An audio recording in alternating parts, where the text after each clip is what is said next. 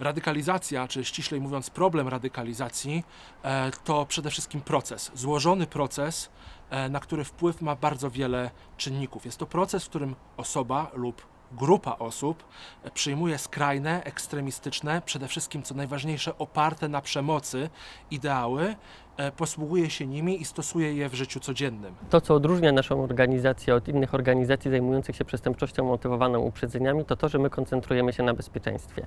Uważamy, że przestępstwa popełniane przez ekstremistów stanowią zagrożenie dla naszego bezpieczeństwa, dla bezpieczeństwa naszego państwa. Wielokrotnie policjanci podczas naszych szkoleń czy wspólnych działań tłumaczyli nam, że kiedy udało im się rozwiązać jakąś grupę pseudokibicowską czy ekstremistyczną działającą na terenie ich powiatu, znacząco spadała im przestępczość taka jak handel narkotykami, wymuszenia czy rozwoje. Ja zawsze zadawałem sobie pytanie, jak to jest możliwe, że ci nieszczęśni Niemcy z III Rzeszy pozwalali na takie ohydne, okropne, najgorsze rzeczy, jakie robili naziści w ich kraju ludziom, którzy byli Żydami, homoseksualistami czy Romami. Jak to jest możliwe, że ci ludzie patrzyli na to i nie reagowali? Ja mam wrażenie, że patrzyli i nie reagowali, dlatego, że krok po kroku ktoś wykonał ciężką pracę, żeby znormalizować takie podejście do drugiego człowieka, żeby go zdehumanizować, żeby sprawić, żeby reszta nie reagowała na to. A to się dzieje przez popularne hasła, przez muzykę, przez imprezy masowe, przez sport, przez ciągłe wtłaczanie takiej perspektywy hierarchicznej, autorytarnej, rasistowskiej, że po 20-30 latach takiego wtłaczania nawet nie widzimy, że to się dzieje. Skuteczne zwalczanie przestępczości ekstremistów wymaga zaangażowania specjalistów wywodzących się z różnych dziedzin.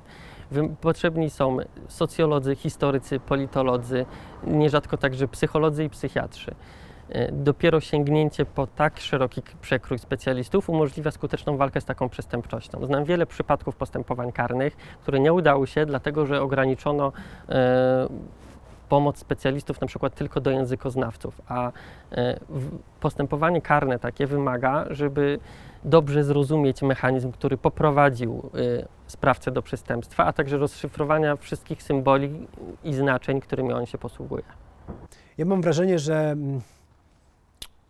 ekstremiści, radykałowie, oni testują, co mogą zrobić w naszym mieście, w naszym kraju. Oni najpierw umieszczają napisy, potem zaczynają wyzywać ludzi na ulicach, potem ich popchną, oplują, potem pobiją, a na końcu zabiją. To jest taki ciąg, który regularnie obserwuję nie tylko w Polsce, ale też w innych krajach. Bardzo często w Polsce myślimy, że temat radykalizacji jest elementem debaty politycznej. Nie jest tak. My mówimy o radykalizacji, która zmierza do ekstremizmu, o radykalizacji opartej na przemocy. W interesie każdego z nas, każdego obywatela jest to, by wspólnie przeciwdziałać radykalizacji. Ja jechałem rowerem z dziewczyną. Widziałem napisy, na tych napisach krzyże celtyckie, hasła wyzywające gejów i lesbijki, hasła narodowo-radykalne. No i ja jadąc z dziewczyną skomentowałem to. Jechaliśmy w taką ślepą uliczkę i tam ona przejechała szybciej wracając, ja miałem coś z rowerem, coś mi się psuło, zatrzymałem się na moment. Po drodze mijał nas mężczyzna. Kiedy ja próbowałem coś z tym rowerem robić, prowadziłem go, sprawdzałem jak to koło działa, podszedł do mnie i zapytał mnie, co, nie podobają ci napisy? Więc ja powiedziałem zgodnie z prawdą, że mi się nie podobają. Szczególnie, że mówiłem to wcześniej, ja nie mam zwyczaju się wypierać swoich poglądów. Nie spodziewałem się zupełnie, że ten człowiek będzie agresywny, okazał się bardzo agresywny. Najpierw próbował zatrzymać mój rower, ja próbowałem się przepchnąć i iść dalej, potem mnie uderzył, potem ja próbowałem dalej gdzieś tym rowerem iść, zostałem uderzony łącznie w głowę z 20 razy. Bardzo celnie, bardzo sprawnie mu to szło, ja próbowałem się jakoś bronić, oddawać te ciosy, no ale ja nie jestem osobą, która trenuje cokolwiek. Tłukł mnie, aż w końcu ja już poległem w tym boju i on uciekł. No cała ta sytuacja szybko stała nagłośniona, bo jestem dziennikarzem, jestem publicystą, jestem wykładowcą, jestem widoczny, ale ja wiem, że tych spraw jest dużo więcej. Słyszałem o sprawach niedługo wcześniej, niedługo później. Ludzie pobici za tęczowe serce na bluzie, ludzie pobici za niewłaściwe spodnie, ludzie pobici, bo mieli ciemniejszy kolor skóry, tylko dlatego, że komuś się wydaje, że w ten sposób ratuje Polskę przed zalewem, cokolwiek tam uważa, że ją zalewa. Więc zamieściłem zdjęcie swojej twarzy, tam było krew, połamany nos, no nie wyglądałem najlepiej, ale stwierdziłem, że skoro już mi się to zdarzyło, już mnie to boli, już mam jakieś uszkodzenia, no to niech to ludzie zobaczą i zobaczą, co się dzieje w Polsce, co się dzieje tu, teraz, w tym kraju.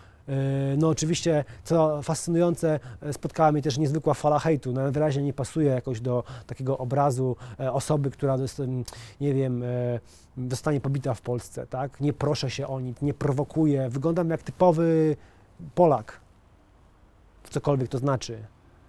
Ja miałem szczęście, że tak naprawdę miałem połamany nos, popękaną twarzoczaszkę, pęknięte zęby, ale generalnie, jak widzicie, stoję tu i teraz i w zasadzie żyję i mam się w miarę nieźle.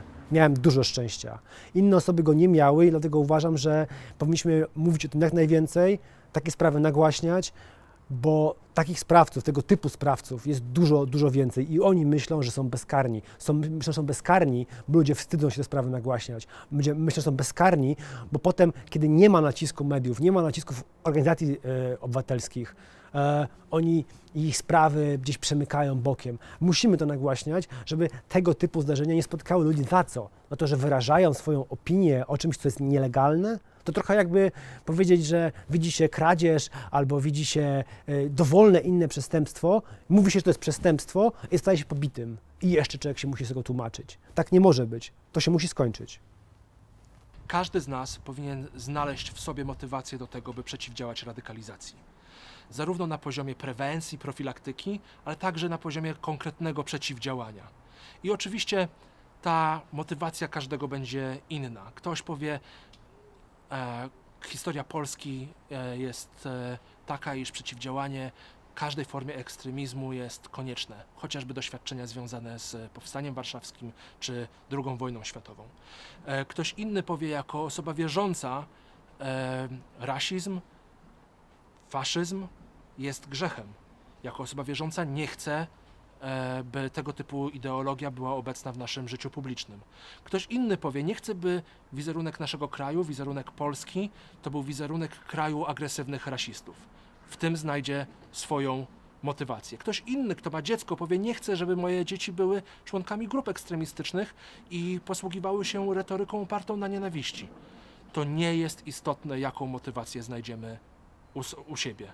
Ważne jest to, żeby jakąś motywację znaleźć, żeby nie być biernym, żeby reagować w momencie, kiedy spotykamy się z najdrobniejszymi przejawami radykalizacji.